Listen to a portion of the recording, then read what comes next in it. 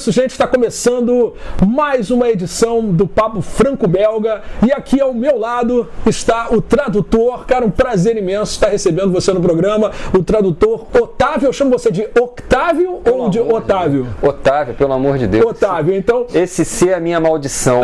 Pois é, ele tem um C ali, Octávio, então estamos aqui com o Octávio Aragão, ele é tradutor, está traduzindo nesse momento vários quadrinhos para a Mitos Editora, eu também, mas a gente vai falar sobre isso depois, porque agora, né, eu quero que ele já comece o programa falando sobre a profissão de tradutor. Como é que você começou nesse meio, Otávio? Rapaz, eu não sou tradutor, eu sou um designer. Por acaso... Você é um designer? Eu sou formado em programação visual pela faculdade da cidade, então muito prazer. Bom, coleguinha. Nós designers somos um câncer, a gente está em tudo quanto é lugar. Bom, o caso é o seguinte, começou quando eu fiz uma matéria, na verdade uma pesquisa teórica, um artigo teórico sobre Prometeia, do Alan Moore, e há muitos anos, no início dos anos 2000, e esse artigo foi publicado e republicado algumas vezes, até que o Fabiano Denardim, da Panini, me contactou e perguntou, por causa daquele artigo, se eu não gostaria de traduzir ou se eu tinha alguém para indicar para traduzir o Prometeia, do Alan Moore. Eu falei, olhei para minha mulher disse, você vai pegar isso? Eu falei, vou, mas você nunca traduziu nada. Eu falei, tudo bem, você não disse que um dia eu tinha que começar a traduzir? Eu vou traduzir. E eu peguei para traduzir. E foi uma coisa insana, foi começar assim, imagina você começar a fazer você nunca fez um prédio na sua vida, você é um arquiteto iniciante, e aí você pega o Taj Mahal para fazer. Isso foi em que ano mesmo? Rapaz, 2011. 2011. Eu acho. Je crois. On parle français ici. Il parle français. Il parle français très bien. Parlez pas de français.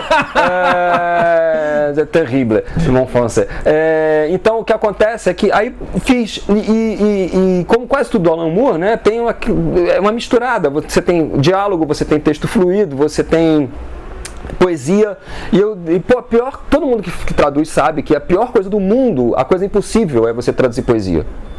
Você não traduz poesia. No poesia você não traduz. É uma coisa muito, muito pessoal, né? Então você, na verdade, o que acabou acontecendo? Eu tive que voltar ao meu tempo de rock and roller, né? Que eu compunha música e letra. Não é a mesma coisa, letra de música e poesia, mas eu tive que acessar esse meu lado que estava adormecido, né? Adormente, e reconstruir aquelas poesias do Moore dentro da lógica do Moore, mas como se fossem minhas, né?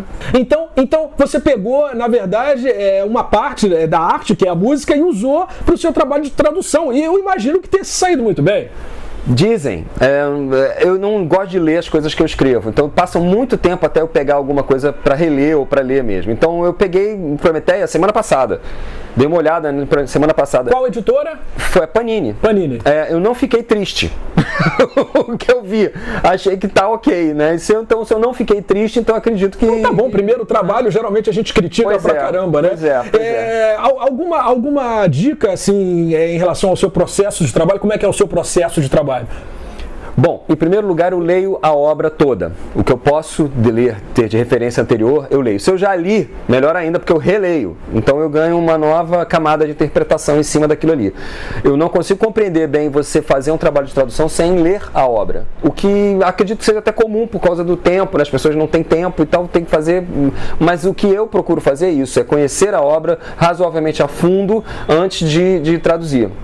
Em segundo lugar, eu interpreto os personagens. É ridículo isso, mas eu faço. Você se imagina falando? Não. Mais do que isso? Eu interpreto mesmo, eu pego o texto e leio o texto, interpreto para mim mesmo. É um truque que eu faço até porque eu escrevo também, né? Eu escrevo contos e tenho 2 romances publicados e tal, e eu faço isso para os diálogos ganharem fluidez. Entendeu? Entendi. Você fala, inclusive, na maneira com a qual você acha que o personagem estaria falando. Exato. Você dramatiza, né? É quase um teatrinho. Né? Eu faço você faz um monólogo de vários personagens. Coisa de doido. Eu acho muito bom. Não quando você tem 2 filhos.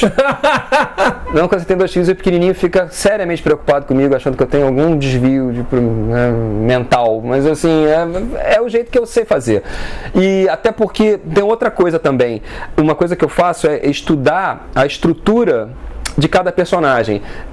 Se o personagem pertence à alta classe, ele vai falar de um jeito. Ah, sim, sim. Se ele é um cara do povo, ele vai falar de outro jeito. Vamos dar um exemplo, que eu posso dar um exemplo? Por exemplo, um cara que, não teoricamente, fosse um cara que tivesse mais educação e falasse uma linguagem mais rebuscada, ele falaria está. Um personagem garoto, adolescente, ele não falaria está, ele falaria tá. Mesma coisa que acontece com o para e o pra. Seria algo mais ou menos assim. Exatamente. E também tem aquela coisa, às vezes você está conversando com o seu companheiro, com o seu amigo, você não se refere a ele da mesma maneira que você se refere ao seu superior do exército, né? Então você tem todas essas diferenças de linguagem são mais fáceis para mim quando eu falo, quando eu interpreto. Então fica coisa de maluco dentro de casa mesmo. Não, mas eu acho interessante porque você vai realmente dando uma característica própria a cada personagem. Porque o pessoal em casa pensa que traduzir é só a gente pegar e colocar ele disse isso, ele disse aquilo, não. Mas ao longo da história você vai vendo que cada personagem se comporta de um jeito. Então nem todos podem falar da mesma maneira. Exatamente. Não é isso? Exatamente. Vamos fazer o seguinte, essa foi a primeira parte do Papo Franco-Belga aqui com o Otávio Aragão. A gente volta então com o segundo programa, onde o Otávio vai falar da relação dele com o quadrinho europeu. Beleza? Até daqui a pouco, hein?